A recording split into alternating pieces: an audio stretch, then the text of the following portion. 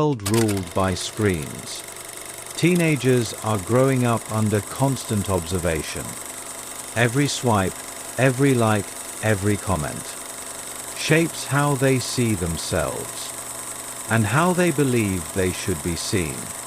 Behind perfect filters and viral trends, questions emerge about anxiety, identity, self-worth, and responsibility. Is social media a harmless tool, or a silent force reshaping young minds? When technology meets adolescence, who should be held accountable? Today, this courtroom becomes a space for truth, where psychology, philosophy, personal experience, and digital power collide. This is not a trial of platforms alone, but a trial of society's choices. The case begins.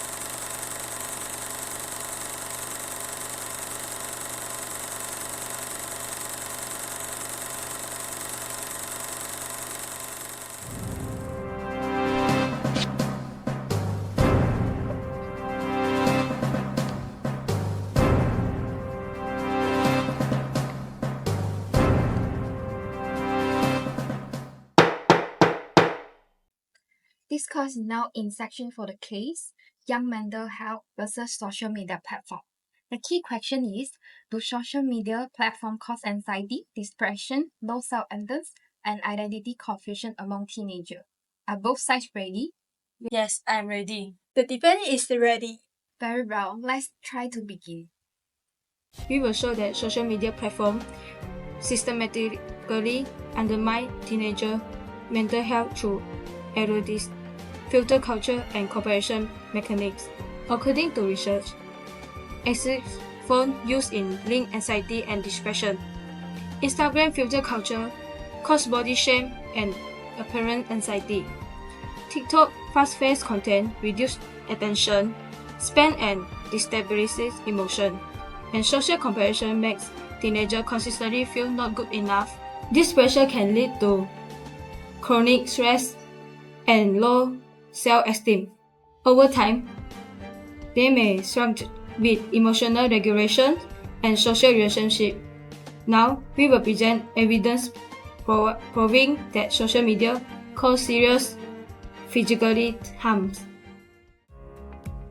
Your Honor, there is an important part that the prosecution has overruled. First, social media itself is not harmful, it's simply a tool. In fact, it also provides several meaningful benefits for young people. It allows young people to express themselves, explore opportunities, and also connect with other people. So the issue is not the platform itself. The real problem comes from how it's used, as well as the lack of proper education and the insufficient guidance from family and school. When these support are missing, young people are prone to experience comparison or pressure. So, social media itself should not be considered as the main cause of mental health issues. The defense will show that social media is not an attacker, but a double-sided mirror. It can lead to negative outcomes, but it also can provide benefits such as connections, support, and opportunities. All depends on the user and the environment around them. The defense concludes its opening statement. Now, I would like to call the philology to the stand. Teens are in the key stage of building their self-sense, so they are really sensitive to social compressions. When they see others showing off their looks, achievements, relationships, or lived in a perfect way, they start thinking, I'm not good enough. But online compressions feel stronger than in real life, because the platforms push the best parts of others right in your face. This can easily lead to anxiety, low self-esteem, emotional ups and downs, and doubting your own worth. Studies show that when social media is a means for compressions, teens start questioning their skills, looks, or value. For example, from research on social compressions with influence and online friends, adolescents start cracks unrealistic expectation, leading to anxiety and low self-esteem. Also, the paper talks about how too much spend time on smartphone and cyberbullying, making teens feel lonely or attacked. And the algorithm push emotional stuff and corrects social looks, hurting mental health even more. Next, let me call out teenager rightness. I didn't imagine social media to be an issue initially. In the very first instance, I only wanted to know what my friends were doing. Then I realized they were out to have fun and I wasn't invited. They were good students, whereas my performance was not as good. They were more attractive, had more glamorous ways of life. The further I was scoring, the worse I started to think that I was inferior to all other people. I'm aware that filters do not exist yet. I continue to compare myself. The first thing that I do when I wake up is to check my phone every day, and the very last thing I do before I go to sleep is live through it. I understand it is not good to me and it's simply impossible to stop. Eventually, I got nervous and unconfident and believed that I was not good. Do you think social media is harmful? Yes, it affects me a lot. In some cases, I feel that social media is informing that, and so in case I'm not ideal and I'm deserved not like. The defense called the influencer to take the stand.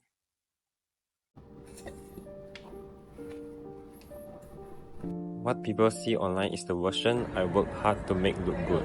I take many photos just to choose one and edit them for a long time. My videos only shows the best part. A lot of teenagers want to be like me, but they don't know that I'm not happy every day either. I get tired and feel insecure too. I just can't show those things on social media. Do you think social media is harmful?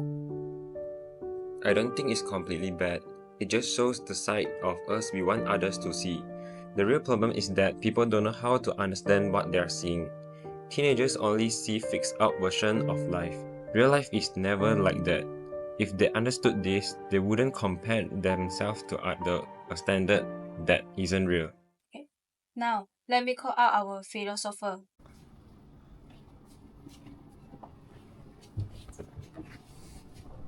Judge, members of the court, thank you. Please allow me to clarify the ethical responsibilities social media platforms should shoulder to protect young people's mental health from philosophical point of view. Let us begin with utilitarianism, which argues that an action is morally right only if it maximizes overall well-being and minimizes harm for the greatest number. So, we must ask, do social media platforms truly maximize well-being for young users? Unfortunately, the answer is no. Although social media platforms truly maximize well-being by enables connection and creativity, its design also produces significant harm. For example, engagement-driven algorithms push extreme content, and anonymous comment section enable cyberbullying.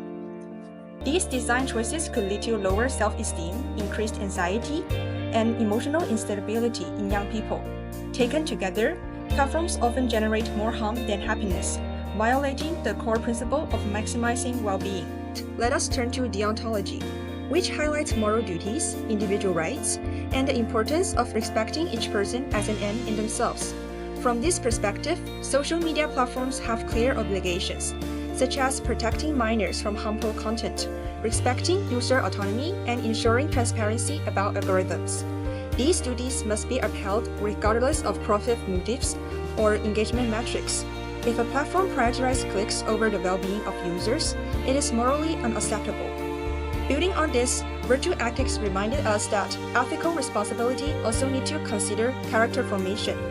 In virtue ethics, a virtue is understood as a good trait of character, while a vice is a habitual tendency to think, feel, or act poorly in certain aspects of life. By shaping the social interaction patterns of young people, social media platforms function as moral environments where both virtues and vices can gradually take root.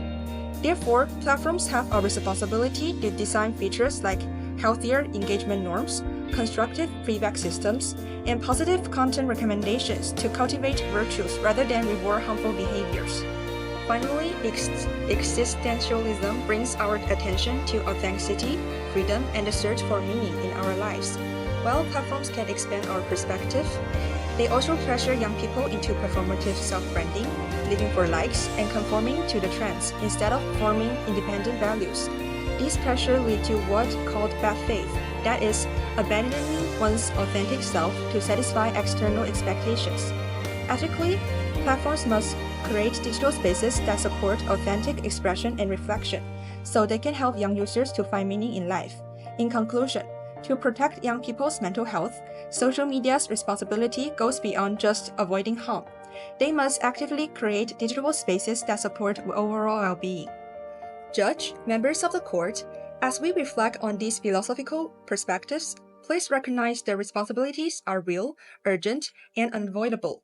Platforms must uphold them for the flourishing of young people and for the future of the society. Today, the evidence shows that social media influences teenager mental health. The filter on social media create unrealistic standards.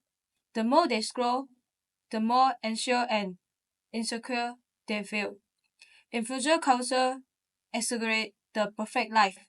So, social media platforms should take this issue seriously. Your Honor, social media has its issue and responsibility, but it's not the only one to blame. Digital literacy education, family guidance, healthy user habits, and social support should be given to young people to ensure that they can use social media wisely and safely. Social media is a double-edged sword. It can be both helpful and risky. It may create pressure and comparison, but it also allows connections, learning, and new opportunities. The difference lies in how it's used, not the platform itself. The defense hot test, the responsibility lies with both sides. With the right support and habits, young people can enjoy social media safely and avoid harm. The court find that social media platforms do have responsibility and hold the major share of it in the harm done to young mental health. However, this is not caused by one party alone. It is shared societal imbalance. Platform, family, school, and the community must work together to create a safer digital environment. The court is the judge.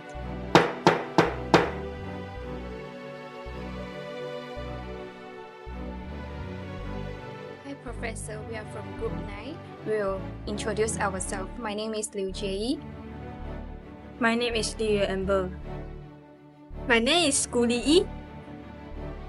My name is Wang Jiayao. My name is Tiffany Lee Sing Ni. My name is Kong Heng Yi. My name is Jiang Zhentong.